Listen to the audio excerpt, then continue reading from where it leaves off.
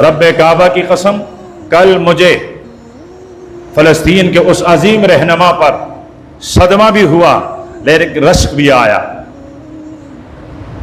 آیا کہ اس نے فلسطین کے اتنے بڑے قضیے کو اس میدان اور اس ڈگر پر لا کر کھڑا کیا، اور خود اپنے خاندان سب کچھ کو خون میں نہا کر حشر کے میدان میں میرے آقا کے دامن میں پہنچ گیا۔ کیا زندگی پائی اور کیا موت پائی! اس سے بڑھ کر عزت کی زندگی کیا ہو سکتی ہے، اس سے بڑھ کر عزت کی موت کیا ہو سکتی ہے۔ اور ایک مسئلہ بھی حل ہو گیا۔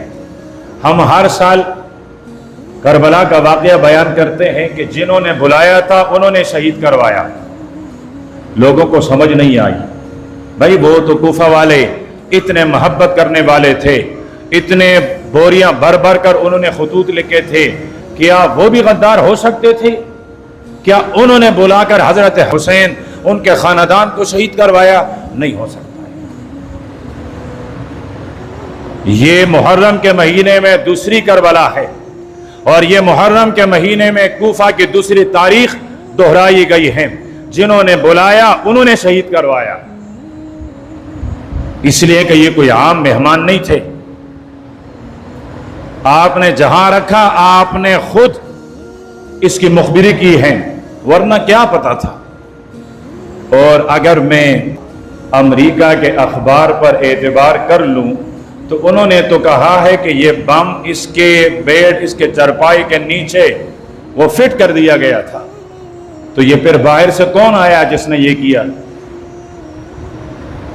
تو آپ یہ شکر ہے کہ کم سے کم واقع کربلا کو اس تناظر میں دیکھیں گے تو سمجھ آ جائے گا۔ اور یہ ان کی اب کی نہیں، ان کی 14 صدیوں کے تاریخ ہیں کہ اسلام کے کندھے پر، اسلام کے پیٹھ پر جو حملہ آور ہوا، جس نے چھرا گھونپا، وہ عبداللہ ابن سبا کی نسل رہی ہے۔ ہمیشہ انہوں نے اسلام کا لباس، اسلام کا لبادہ اڑ کر اسلام کو نقصان پہنچایا ہے، اہل اسلام کو نقصان پہنچایا ہے۔ میرے پیغمبر کو زہر دیا گیا، پس پردہ یہی تھے۔ حضرت ابو بکر کو زہر دیا گیا، پس پردہ یہی تھے۔ حضرت حسن کو زہر دیا گیا، پس پردہ یہی تھے۔ حضرت عمر کو شہید کیا گیا، پیٹھ پر یہ تھے۔ حضرت عثمان کو شہید کیا گیا، پیٹھ پر یہ تھے۔ حضرت علی کو شہید کیا گیا، پیٹھ پر یہ تھے۔ غرض میرے اسلام کے جو ہیرو مجھے جب بھی گرتے ہوئے نظر آئے، میں نے اس کے پیٹھ پر حملہ آور عبداللہ ابن سبا کی نسل کو دیکھا ہے۔